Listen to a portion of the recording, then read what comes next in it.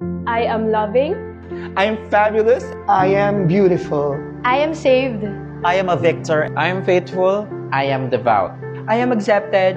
I am a Christian. I am MCC. And I am MCC.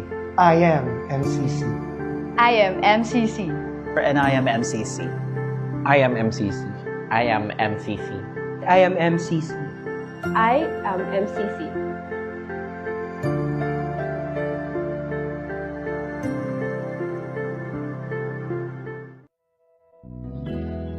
That we have today cannot have come at the most necessary time, whether for good or for worse.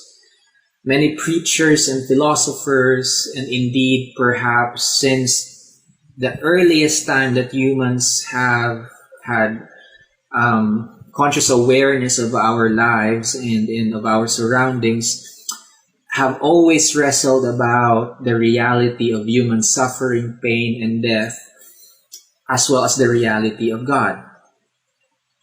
Does God cause pain and injury? If it is not God, maybe it's demons or demonic forces. Perhaps it's Satan or the devil himself that is afflicting me, that's making me suffer. These are questions that we have wrestled with since the earliest humans. In our gospel reading today, it is as if Jesus already settled the matter by saying what he just said. And indeed, some conservative Christians will argue to the same point, to the same theology. God causes pain. God allows suffering for God's own purpose and to reveal God's glory. It is God's will. Now, to some extent, it is okay to still believe in such an idea. That is only if you actually still live in a pre-modern, pre-science, pre-technology time and place. Meaning, if you still live in ancient times where there is no way to explain certain kinds of diseases, certain kinds of health conditions that have no explanation, like a plague or this pandemic that we are experiencing right now. But the thing is, we do have explanation now. We can explain these things scientifically, logically, and explaining such things scientifically does not necessarily cancel or reject God. But what it does is it forces us to wrestle in a new way, to think about in a different way about God and human suffering. It forces us to have a different and new way of thinking about the reality of sickness and its relationship with God. And the question is, do they even have a relationship? And if they do, in what way is God and human suffering or human sickness related? I, for one, can no longer accept a picture or an idea of a God in today's context of a God who directly or intentionally caused the coronavirus, because God got pissed off for whatever reason or towards whoever specific person he got pissed off, and because of that this God would arbitrarily release a plague that will infect and kill anyone, including innocent lives, innocent people, especially those who are already socially and economically vulnerable to this disease. I cannot imagine that God is someone who woke up one morning on the wrong side of the bed and then lashing out to innocent bystanders. I don't think that is an attribute of God. That is our attribute. That is our human behavior, despite And despite the human descriptions and attributes we have placed upon God for thousands of years, I don't think that God, in our understanding of today, acts in that way. In the intersection of faith and science, the only thing I can accept and admit as God's involvement is that God created and caused the universe and the formation of the earth. This creation and formation includes the necessary laws and processes of nature. Also, God caused the emergence of life and biodiversity through the long and diverse processes of biology and chemistry. Life emerged and progressed through the laws of evolution and natural selection. And unfortunately, even if we don't like it, included in this process of evolution and natural selection are the various kinds of bacteria, microbes, and viruses. Right now, scientists tell us that there are ancient viruses and microbes trapped deep within the ice of the Arctic. Viruses that are thousands and millions of years ago and can be reactivated should the ice melt. So part of this evolution and natural selection also are the different genetic and congenital diseases.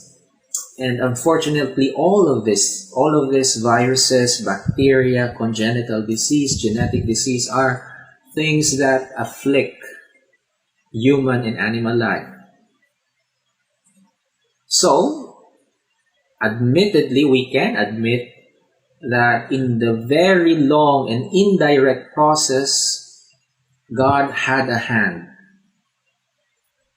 in all of this, only because it is part of the bioecological nature of the world, in the network of life. But similarly, because of this scientific explanation, this explains to us, this proves that God, in our scientific understanding today, indeed does not directly cause plagues, epidemics, and pandemics simply because God got pissed off for whatever reason or whoever. Certainly, God has not directly and decidedly caused or intended this COVID-19 health crisis that we are all experiencing, and even any other similar plagues in the past. So how should we take this statement of Jesus in the Gospel of John? Paano natin tatanggapin itong naging statement ni Jesus sa John? For one, it is comforting. The first thing that we notice is that it is very comforting to know that Jesus, according to the author of John's Gospel, tells us that sickness is not brought about by personal sins of either the main person, the person who is sick, nor of those of his parents. Meaning, hindi na ipapasa ng magulang ang kasalanan at ang penalty ng kasalanan. So Jesus has been very clear. Jesus has been very clear that the sickness, the blind, the man being born blind was not because he was sinful, nor is it because of the sin of the parents. Now, if we are to ask Jesus, kung tayo mismo tatanungin natin si Jesus, Jesus, bro, who is to blame? Sino bang dapat sisihin dito sa COVID-19? Dapat ba namin sisihin ang China because China is a communist, atheist country? It is a sinful country? Or is it because lahat kami makasalanan? Individually and accumulatively. In the same way that we ask Jesus, I can hear Jesus speaking in today's context, kung si Jesus ay sasagutin tayo sa panahon ngayon, kung nandito siya at sasagutin tayo sa ating katanungan, sino ba dapat sisihin, itong maarahil ang kanyang sasabihin. No, the illness or the virus is not caused by China being communist atheist. Neither is it because of the Chinese people. It is not a Chinese virus. This is also not because of individual sins. Because good people, mga mabubuting tao, including Christians, got infected and died. The virus infects and kills regardless of race, religion, ethnicity, sex, gender, and sexuality. No, hindi ito dahil sa mga bagay na iyon. The virus is just a virus. But because this is happening, and the virus is spreading, especially amongst the most vulnerable and the poor, the real question is, at ito ay ang tanong ay ibabato pabalik sa atin ni Jesus, what do you plan to do about it? As a people, how are you to show and embody God's healing presence in these challenging times? How can God's glory, even if it is not the cause of the virus, how can God's glory be revealed in this health crisis through each and every one of you, individually and collectively? Yun ang tanong. Yun ang itatanong ni Jesus. Yun ang magiging sagot niya. Tinanong natin siya, tanong din ang ibabalik niya sa atin.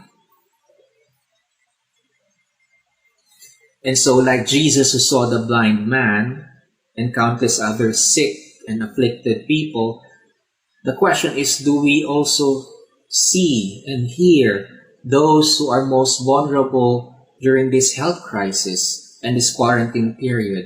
Or are we deaf and blind because of our privilege or because of the power that some of us have? Now, the second part of this story talks to us or tells us about the leaders of the people.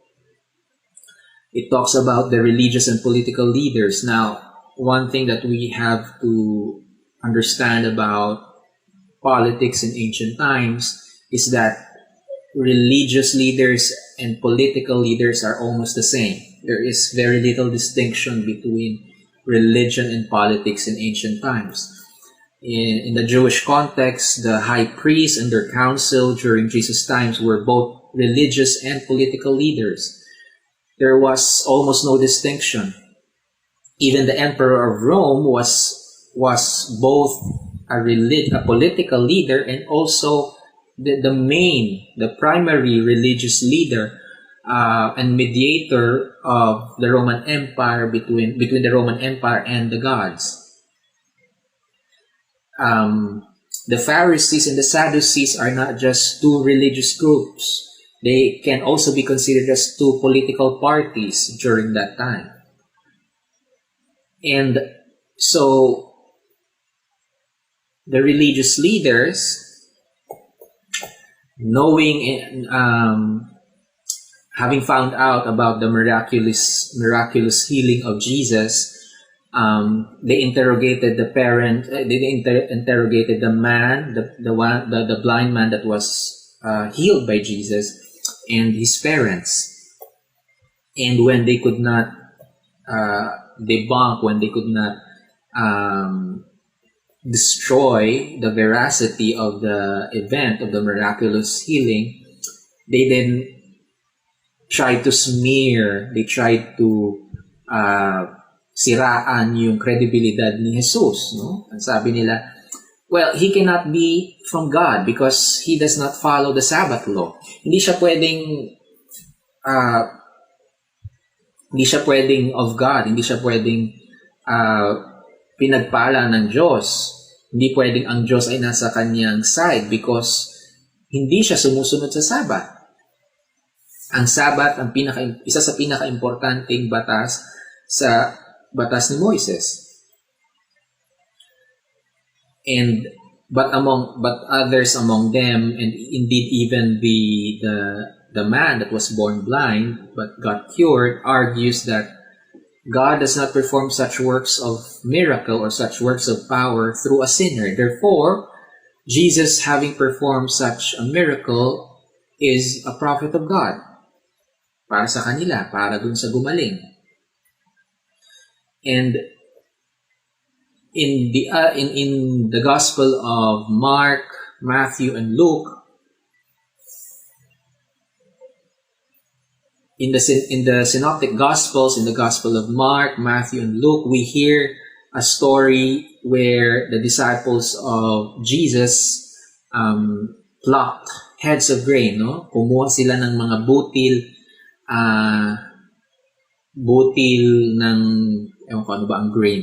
Bigas or barley. So kumuha sila ng mga butil during Sabbath para makakain.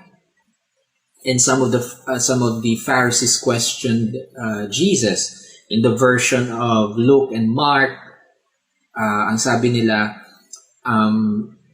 kasama si Jesus, why are you doing this? What is unlawful in the Sabbath? Sa version naman ni Matthew, tinanong nila si Jesus just on the matter of the disciples, bakit mo pinapayagan ang mga tagasunod mo? Why are you allowing your followers, your disciples, to do what is unlawful during the Sabbath? Then Jesus replies to them with a story about it. Jesus reminds them about the story of King David going to the holy place and taking the bread of the altar, the bread of the sacred bread offering on the altar, na sa batas nila ang pwede lang gumalaw, pwede lang kumain ay yung mga pare, the priest, the Levitical priest. But indeed, David took the bread and gave it to his men, and they ate the holy bread even when it is unlawful. This story of Jesus about the Sabbath and reminding the Pharisees about the story of David is found in Mark chapter 2, verse 23 to 28, Matthew 12, verses 1 to 8, and Luke chapter 6, 1 to 5. And following this story, another story about the Sabbath, in the same Gospels of Mark, Matthew, and Luke, tells us of another healing when Jesus healed a man with withered hands. A man with withered hands. And he healed that man during a Sabbath. And Jesus, in the version of Luke and Mark, asked the Pharisees, tinanong niya yung mga Pharisees, is it lawful to do good or to do evil on the Sabbath? Is it lawful to save life or to destroy life during the Sabbath? And it seems you can hear the sarcasm of Jesus in that question. Because it's actually not a question, right? It's not a question. Is it lawful to do good and to save life during Sabbath?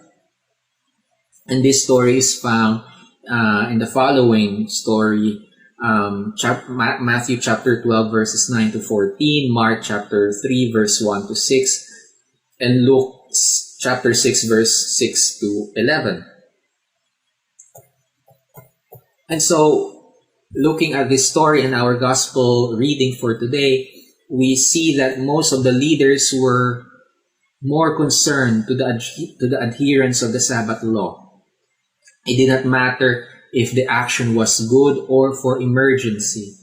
Their interpretation and implementation of the law was not only rigid, but it was already burdensome, and to some extent it was already illogical. Now, do we mean to say that the Sabbath law was wrong in itself? Of course not. The Sabbath law is one of the earliest forms of advanced ethical principles relating to human labor and human rights. So the Sabbath law is good, it is okay. But how the leaders interpreted it, how the leaders implemented it over time became burdensome to the people, even to the point of oppression. In their implementation, instead of the law saving, nourishing, and honoring human lives as it originally intended, the implementation of the law became oppressive. The religious leaders who were implementing this law did not care that the man was born blind and suffered blindness since birth. They did not care if someone was hungry, if someone was dying of hunger. They did not care anything at all. Their main concern was to follow and to obey the implementation of the law. That was the most important for them.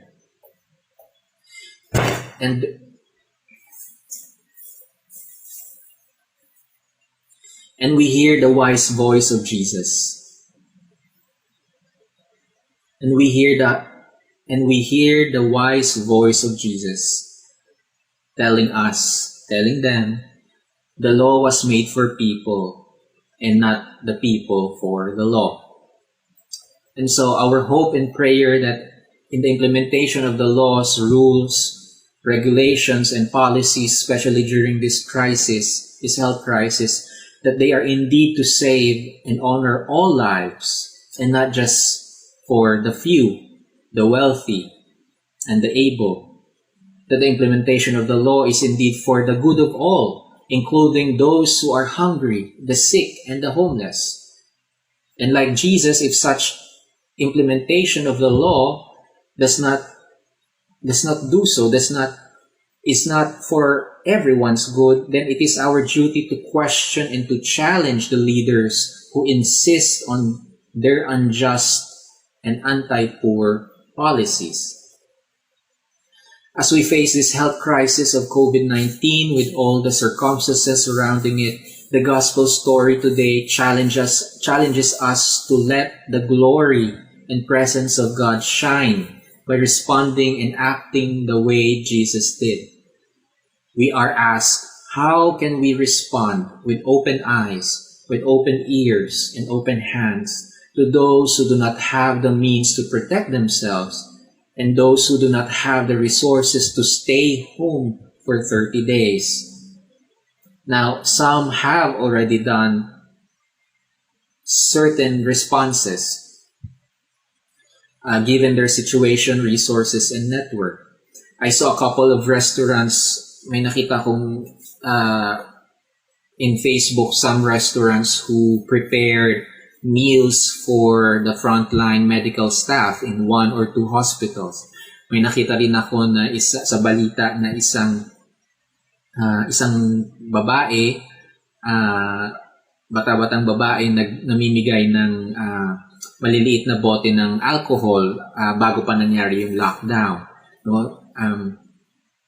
And then some or many celebrities are doing their part, raising funds and volunteering for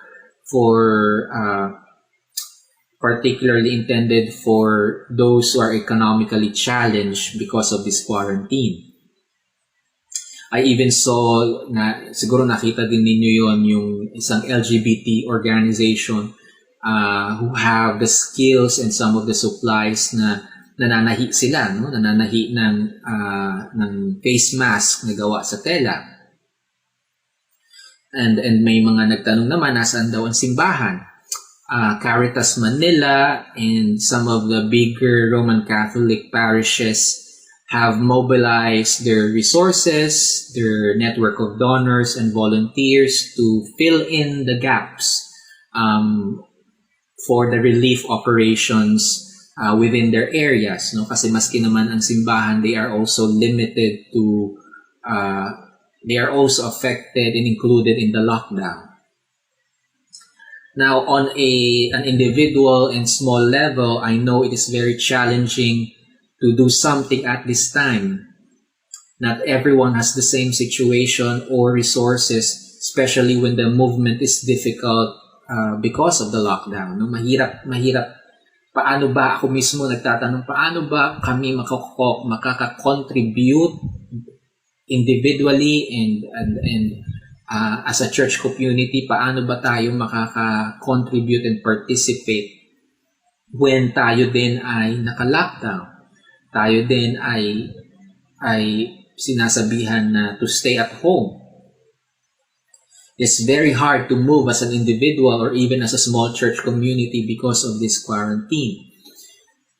But we will see and we will try to contribute and to participate in whatever creative way we can with the resources that we have. Maybe not now, but certainly at some point we will individually and collectively try to help, try to do our part for the people that need some help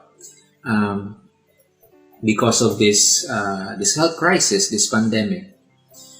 Now, sufficient to say, in whatever situation or context we are, in times of suffering and pain, in times of a pandemic such as COVID-19, as followers of Jesus, the more important question is not whether God caused this suffering or not, because most likely God did not. God did not. It is not God's will. It is not God's purpose. God did not wake up one morning intentionally release this plague upon the earth. The more important question is whether we will take the side of those who are most vulnerable and economically challenged among us. Because when we take their side, when we show solidarity and empathy and understanding to those whose situation are different and more difficult than ours, then we are able to let the presence and glory of God shine. We are able to embody the presence and glory of God in our world today. Secondly, that we hold the law and our leaders who implement them accountable. We challenge them to make sure that whatever they are doing, whatever they are implementing, it is for the common good and the welfare of all, para sa lahat, and not just for the privileged few. In the name of the Lord of Sabbath, may we do so now and always. Amen.